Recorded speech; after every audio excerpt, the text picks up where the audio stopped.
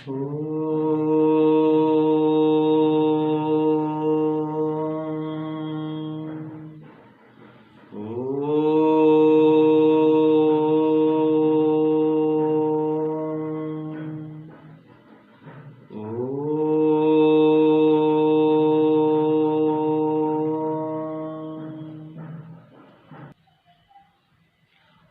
हम आपको चारों वेदों का संक्षिप्त परिचय प्रदान करेंगे।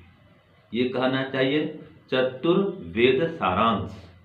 और चारों वेदों के जो पहले पहले के मंत्र हैं, आरंभिक मंत्र, प्रथम मंत्र, उन चारों वेदों के चारों मंत्रों को आपको मैं बतलाऊंगा।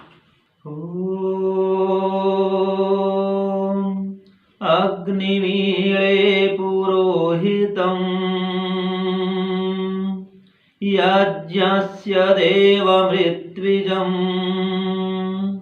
होतारं रत्नधातमम् होतारं रत्नधातमम् होतारं रत्नधातमम् होतारं रत्नधातमम्। ओम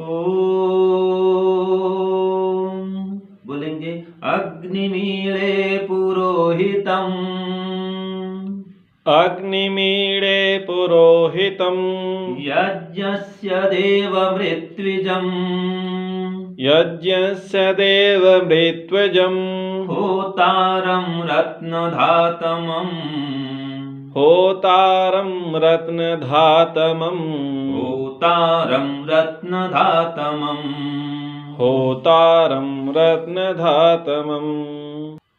अब हम यजुर्वेद का भी मंत्र आपको सुनाएंगे। अभी जो आपने सुना था वो ऋग्वेद का प्रथम मंत्र था। वो ईश्वर की प्रथम वाणी थी। सृष्टि के आरंभ में प्रथम वाणी जो थी यही वाणी थी, अग्निमीळे पुरोहितम, जो सुना आपने अभी। अब हम यजुर्वेद का जो पहला मंत्र है वो भी आपको सुनाएंगे। अब हम यजुर्वेद का जो पहला मंत्र है वो पाठ करके आपको सुनाते हैं। मेरे पीछे आप भी बोल सकते हैं।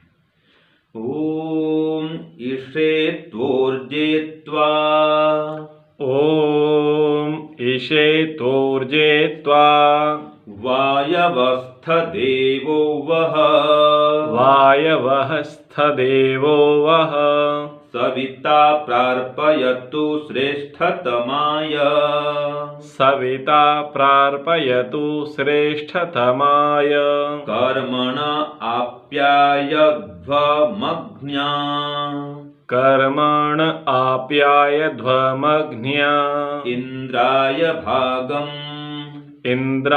भागम् प्रजावतीरनमीवा प्रजावतीरनमीवा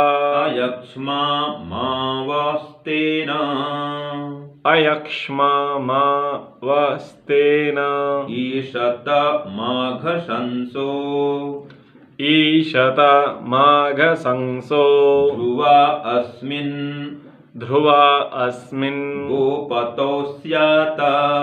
गोपतौ स्यात् वह्वीर्यजमानस्य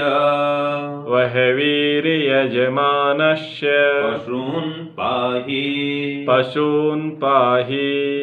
अब हम सामवेद का जो प्रथम मंत्र है वो भी आपको गा करके सुनाएंगे।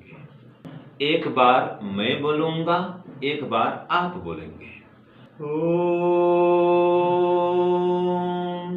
अग्न आयाहि वीतये ओम अग्न आयाहि वीतये गृणानो हव्यदातये गृणानो हव्यदातये निहोता सत्सिवर्हिषि निहोता सत्सिवर्हिषि निहोता सत्सिवर्हिषि निहोता सत्सिवर्हिषि। अब अथर्ववेद का जो प्रथम मंत्र है वो आपको हम सुनाते हैं।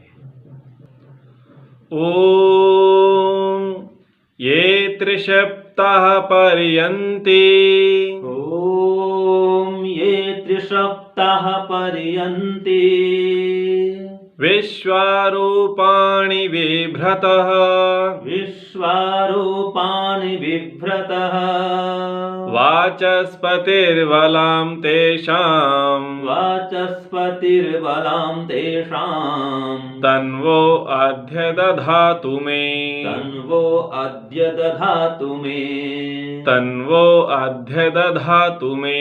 तन्वो अद्य दधातु मे। अब आपने चारों वेदों का जो प्रथम मंत्र था आपने सुन लिया, और मैं चाहता हूं ये चारों वेदों को आप पढ़ें और शुरुआत में कम से कम प्रथम जो एक एक मंत्र है इसको याद भी करें।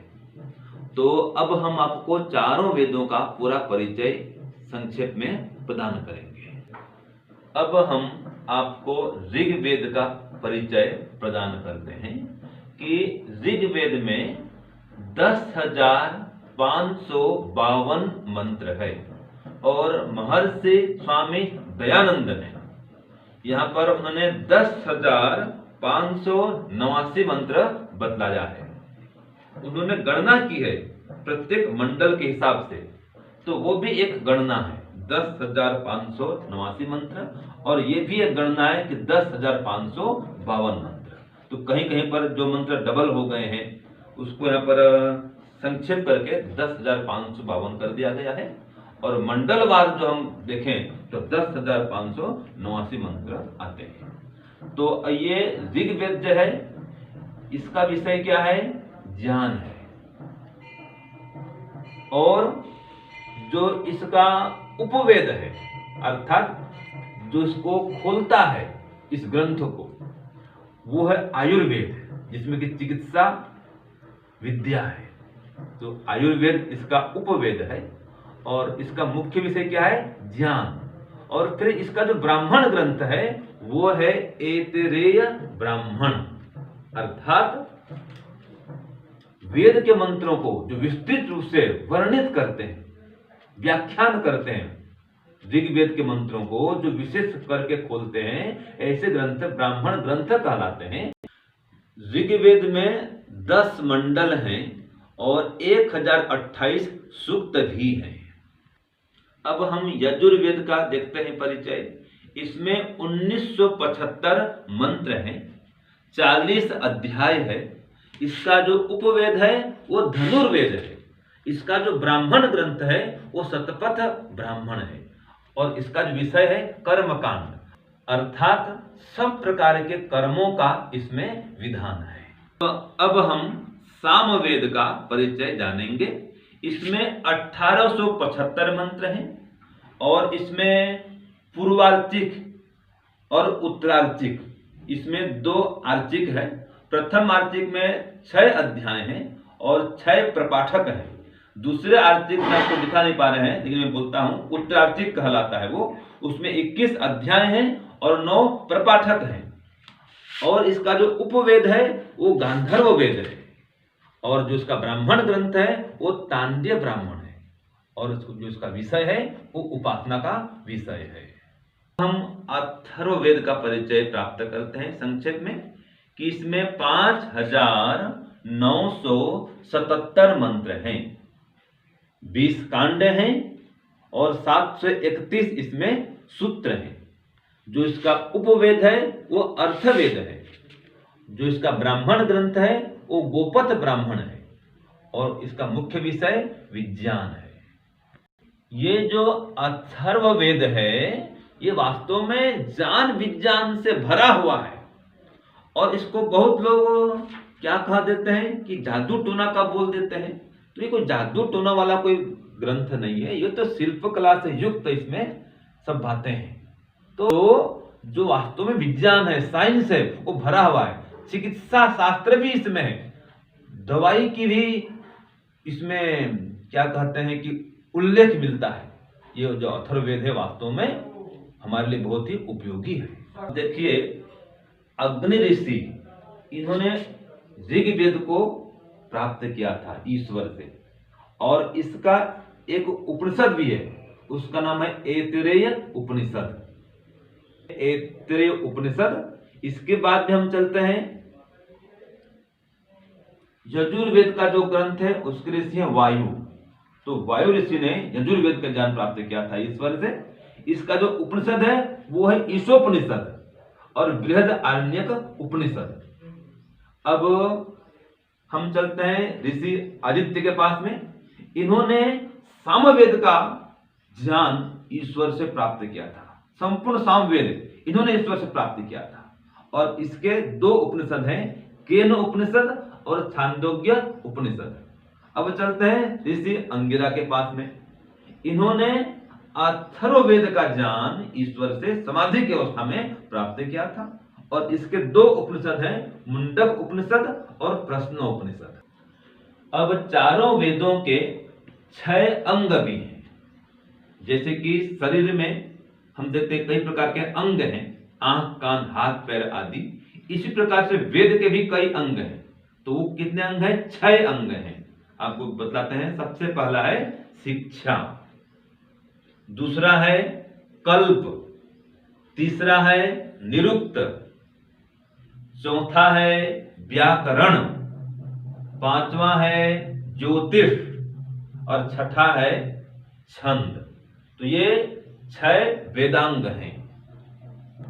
अब हम जो इसके उपांग हैं वेदों के 6 उपांग भी हैं, मतलब उप अंग, वो भी आपको हम सुनाते हैं। जैसे देखिए हाथ में अंगुलियां हैं, तो ये क्या है? अंग के भी अंग हैं। शरीर में हाथ पैर अंग हैं, तो जो अंगुलियां हैं ये इसके उपांग हैं। तो कितने उपांग होते हैं वेद के, वो भी आपको बतलाते हैं। सबसे पहला है योग दर्शन, दूसरा है सांख्य दर्शन, तीसरा है वैशेषिक दर्शन, चौथा है न्याय दर्शन, पांचवा वेदांत दर्शन और छठवां है मीमांसा दर्शन। तो हमने आपको प्रदान किया ये चारों वेदों का संक्षिप्त परिचय, माने चारों वेदों का जो सारांश है हमने आपको बता दिया। अब महर्षि स्वामी दयानंद ये कहते हैं कि वास्तव में जिसको गृहस्थ में जाना हो तो ये 4 वेदों को पढ़ के गृहस्थ में जाए तो उसका गृहस्थ एकदम सुखमय बनेगा, श्रेष्ठ बनेगा, आनंदमय बनेगा। और 4 वेद नहीं पढ़ सके तो कम से कम 3 वेद पढ़ के जाए, 3 वेद नहीं पढ़ सके तो कम से कम 2 वेद पढ़ के जाए, 2 वेद नहीं पढ़ सके तो कम से कम 1 वेद तो पढ़ के जाए। ये तो उनका कहना है। और मैं कहता हूं अगर ये चारों वेदों को भी न पढ़ सकें तो कम से कम जो सत्यार्थ प्रकाश है, और हम ये देखते हैं ऋग्वेद आदिभाष्य भूमिका, तो ऋग्वेद आदिभाष्य भूमिका है और साथ में सत्यार्थ प्रकाश है, अभी आपको बता रहा हूं मैं। ये आप देख रहे हैं सत्यार्थ प्रकाश और ऋग्वेद आदिभाष्य भूमिका। तो इन दोनों ग्रंथों को ही पढ़ करके आप वेद के संबंध में, दर्शन, उपनिषद के संबंध में बहुत ज्ञान प्राप्त कर सकते हैं। सत्यार्थ प्रकाश तो 3000 ग्रंथों का सार है।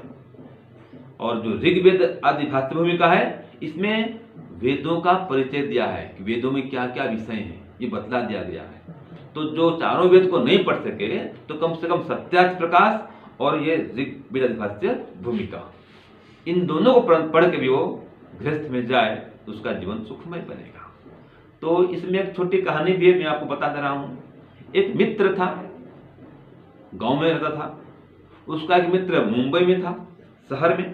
तो एक बार फोन करता है मित्र को कि मैं आपके यहाँ आता हूँ, कुछ काम है मिलने के लिए और कुछ काम भी करूंगा, रात को पहुंचूंगा मैं। मित्र ने फोन किया गांव का, तो उसने कहा स्वागत किया, आओ आओ मित्र आओ। मुंबई वाले मित्र ने स्वागत किया, तो ठीक समय पर रात को पहुंच गया। तो लगभग 10 बज गया था। तो मित्र के पास पहुंचा, तो आओ मित्र बैठिए।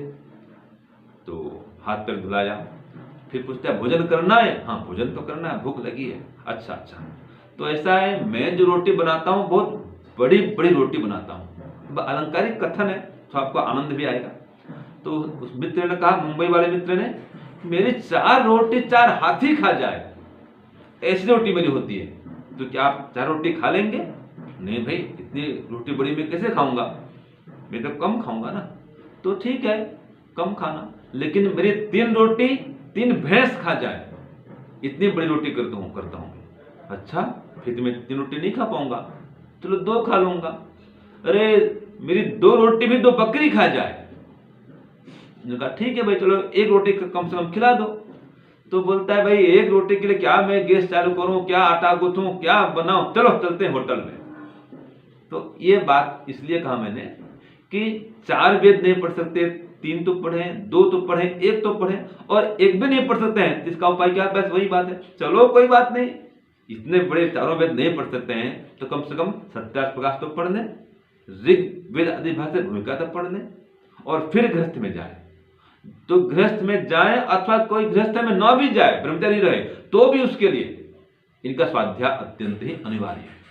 तो राजा के लिए, प्रजा के लिए, सभी आश्रम वालों के लिए, सभी वर्णों के लिए उसमें ज्ञान विज्ञान भरा हुआ है। बच्चों के लिए, बूढ़ों के लिए, जवान के लिए, स्त्री के लिए, पुरुष के लिए और पशु के लिए, पक्षी के लिए, पर्यावरण के लिए, सारी बातें वेदों में है। और वेदों का सार ये सत्यार्थ प्रकाश में है, ऋग वेद भाष्य भूमिका में है। तो जो आप इनका स्वाध्याय करेंगे तो बहुत अधिक ज्ञान आपको प्राप्त होगा और आपकी अविद्या भी मिटेगी और नए नए ज्ञान के पाने से आपको आनंद भी आएगा। तो इस प्रकार से मैंने संक्षेप में आपको 4 वेद का ज्ञान दिया और कुछ उनका और भी साहित्य का परिचय कराया। आशा करता हूं आप इनका स्वाध्याय करेंगे और जीवन में खूब आध्यात्मिक उन्नति प्रगति करेंगे और सुख शांति समृद्धि पूर्वक दीर्घ आयुष्य को प्राप्त करेंगे। ओम शांति ओम शांति।